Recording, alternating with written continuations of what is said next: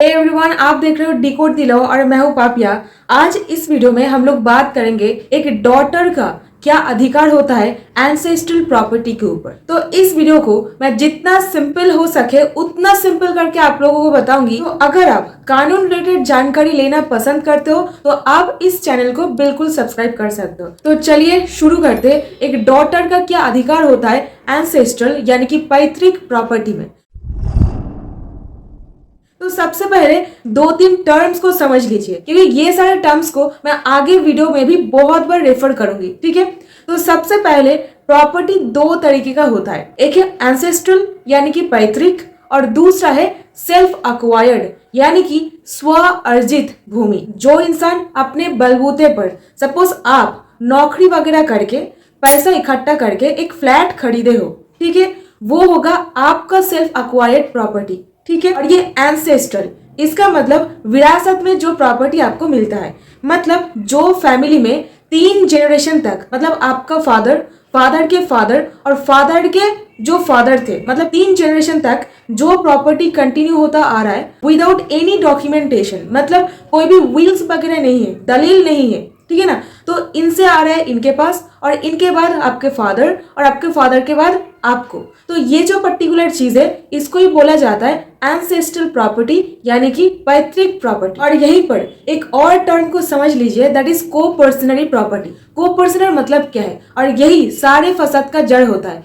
ज्यादातर law students को या फिर इंसान को समझ में नहीं आता है कौन एक को पर्सनल होता है, क्योंकि को पर्सनल को बनाया नहीं जा सकता है, को पर्सनल पैदा होता है। ठीक है ना, तो उस हिसाब से 2005 के बाद एक बहुत ही हिस्टोरिक जजमेंट सुप्रीम कोर्ट ने दिया है, मैं उसको बाद में रेफर करूंगी, जहां पर आप को पर्सनल बना भी सकते हो। अभी को पर्सनल का मतलब समझ लीजिए। तो इसको समझने के लिए आप इस डायग्राम को देखिए। मान लीजिए एक जॉइंट हिंदू फैमिली का स्ट्रक्चर है। A1 जो है उनके पास सपोज पूरा प्रॉपर्टी है, ठीक है, और ये है उनके वाइफ और ये है उनके सन और डॉटर, ग्रैंडसन, ग्रेट ग्रैंडसन और ग्रेट ग्रेट ग्रैंडसन। तो यही होता है ना एक हिंदू फैमिली में। फैमिली में जो लोग रहते हैं उनको क्या बोला जाता है, फैमिली मेंबर्स, राइट। तो फैमिली मेंबर एक होंगे और को पर्सनल एक होंगे। और यहीं पर देखिए जो लोग ये S1, S2, S3, S4 है, इन लोगों को को पर्सनल बोला जाता है, क्योंकि ये एकदम फादर के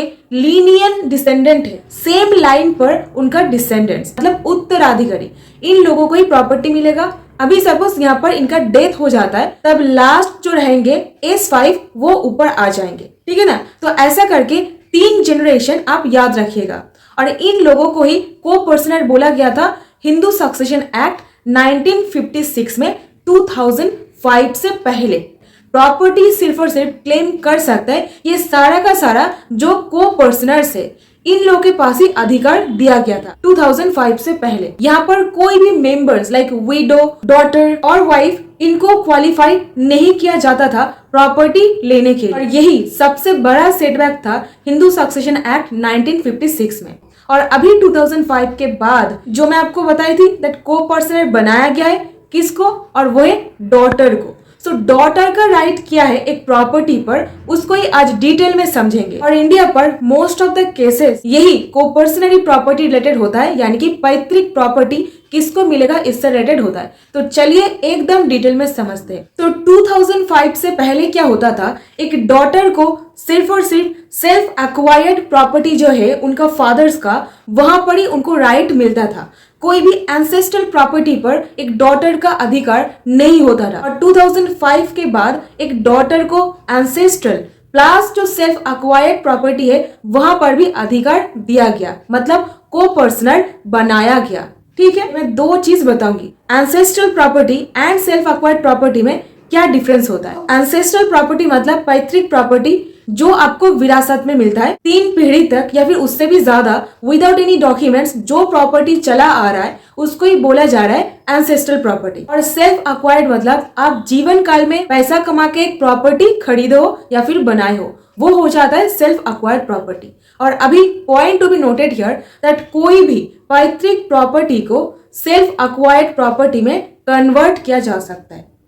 यस, कोई पैतृक प्रॉपर्टी को सेल्फ एक्वायर्ड प्रॉपर्टी में कन्वर्ट किया तभी जा सकता है जब जो इंसान के पास प्रॉपर्टी है आपके नाम पर विल करके या फिर गिफ्ट करके देखे जाए, मतलब आपके नाम पर जब वो प्रॉपर्टी चला आता है तब वो हो जाता है सेल्फ अक्वायर्ड प्रॉपर्टी। सो जब भी आपका फादर जो विरासत में प्रॉपर्टी मिला है अगर वो आपके नाम पर लिख करके देखे जाए वो एक सेल्फ अक्वायर्ड प्रॉपर्टी में कन्वर्ट हो जाएगा।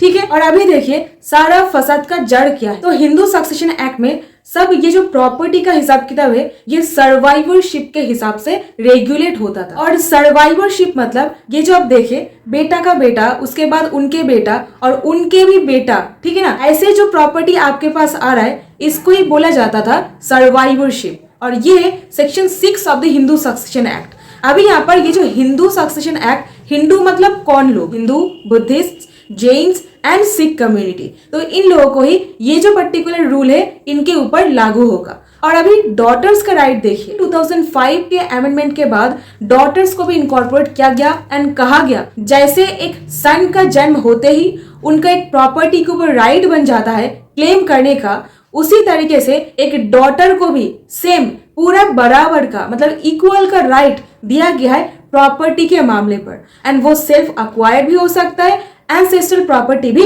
हो सकता है। Next term that is testamentary succession. इसका मतलब जब कोई इंसान जिंदा है, जिंदा रहने के वक्त दलील में लिख करके बोल के जा रहा है मेरा सेल्फ अक्वायर्ड प्रॉपर्टी किसके पास जाएगा, ठीक है ना, इसको ही बोला जाता है टेस्टामेंटरी सक्सेशन, मतलब जहां पर विल किया गया। और अभी इंटेस्टेड सक्सेशन, जहां पर कोई इंसान कोई भी विल बना करके नहीं जा रहा है, मतलब डाइंग इंटेस्टेड। सो जहां पर विल नहीं है वहां पर 4 क्लासेस के बारे में बोला गया, मतलब उत्तराधिकारी में जो ये 4 कैटेगरी से इसको ही मानना पड़ेगा जहां पर विल वगैरह नहीं किया है। एंसेस्ट्रल प्रॉपर्टी कैसे उसका डिवीजन होगा, किनके पास प्रॉपर्टी डिवॉल्व करेगा, इसको ही सही तरीके से करने के लिए इंटेस्टेड सक्सेशन का जो रूल्स है, ये जो 4 एयर्स मैंने आपको बताई, इसको ही अप्लाई किया जाता है। ये सारा का सारा चीज 2005 के बाद लाया गया है और यहीं पे सन एंड डॉटर्स का इक्वल राइट दिया गया है, मतलब इक्वली प्रॉपर्टी डिस्ट्रीब्यूट किया जाएगा, इसके बारे में बात किया गया है। और अभी 3 मेजर इंपॉर्टेंट केसेस समझना आपके लिए बहुत ही इंपॉर्टेंट है,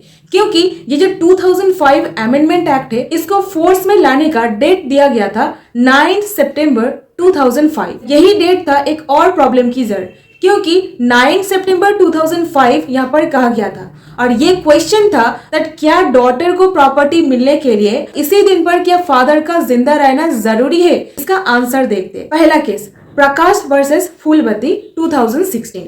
ये केस में सुप्रीम कोर्ट बोले थे वो पर्सनर और जो प्रॉपर्टी दे रहा है, ठीक है, सपोज फादर और को पर्सनर दोनों को ही जिंदा रहना पड़ेगा, ये डिसीजन यहाँ पर दिया गया था। और सेकंड केस दन्नाम्मा वर्सेस अमर 2018। ये केस में बोला गया अगर कोई फादर का डेथ 2005 से पहले हो जाता है, क्योंकि ये केस में फादर का डेथ हो गया था 2002 में, उसके बावजूद भी डॉटर को अधिकार मिलेगा। अभी सबसे famous case that is Vinita Sharma versus Rakesh Sharma.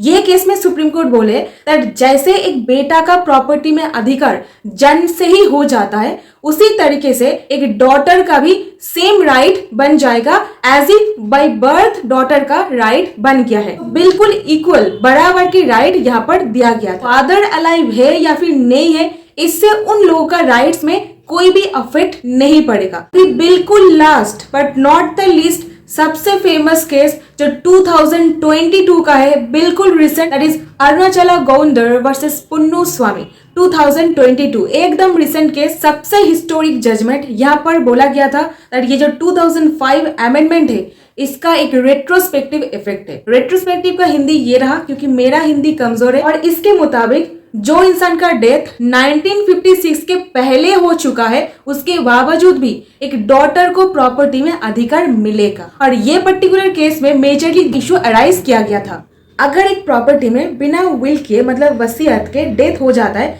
तब कैसे प्रॉपर्टी डिवॉल्व होगा, तो ये गया नंबर 1। और दूसरा इशू था अगर कोई फीमेल हिंदू इंटेस्टेड मतलब विल नहीं किए बिना उनका डेथ हो जाता है तब प्रॉपर्टी कैसे किसी और के पास जाएगा। तो ये मेजर इशू था। तो जो फर्स्ट इशू था इसको ऑलरेडी विनीता शर्मा केस में बोल दिया गया था। डॉटर्स को राइट मिलेगा, यहाँ पर एक रेट्रोस्पेक्टिव इफेक्ट काम करेगा एंड बेटा का जैसे जन्म से ही अधिकार रहता है, डॉटर को भी उसी तरीके से जन्म से ही अधिकार रहेगा, एकदम बरोबर का अधिकार, ठीक है, जहां पर विल किए बिना डेथ हो रहा है। और अभी दूसरा इशू, यहाँ पर अगर कोई फीमेल हिंदू इंटेस्टेड उनका डेथ हो जाता है, तब अगर वो प्रॉपर्टी वो फादर से या फिर मदर से इनहेरिट किए है, देन उनका जो फादर्स का एयर है उनके पास चला जाएगा। यानी कि सपोज आपके फादर का जो भाई है उनके पास प्रॉपर्टी चला जाएगा उनका जो एयर्स है। और अगर आप इनहेरिट किए हो हस्बैंड या फिर फादर इन लॉ से, देन प्रॉपर्टी आपके हस्बैंड के जो एयर्स है, जो उत्तराधिकारी है, उनके पास चला जाएगा। और इसी के वजह से सेक्शन 14 में जो लिमिटेड एस्टेट के बारे में बोला गया उसको एक एब्सोल्यूट एस्टेट में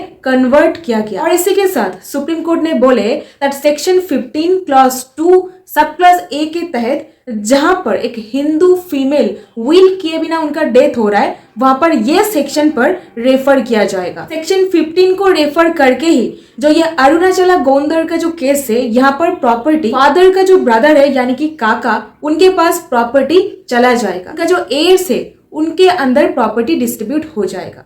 सो आई होप आपको ये वीडियो से कुछ ना कुछ वैल्यूएबल मिला है। अगर मिला है या फिर कोई भी डाउट्स है तो कमेंट पर लिख करके बताइए। डॉटर का अधिकार क्या है एक प्रॉपर्टी में, तो आप ये सारे पॉइंटर्स को याद रखिएगा, आपको एकदम क्लैरिटी आ जाएगा समझने में। सो आई होप आपको पसंद आया है। सो मिलती हूँ आपके साथ नेक्स्ट वीडियो पर। Till then stay happy, stay blessed, keep learning new things and thank you so much for watching this video.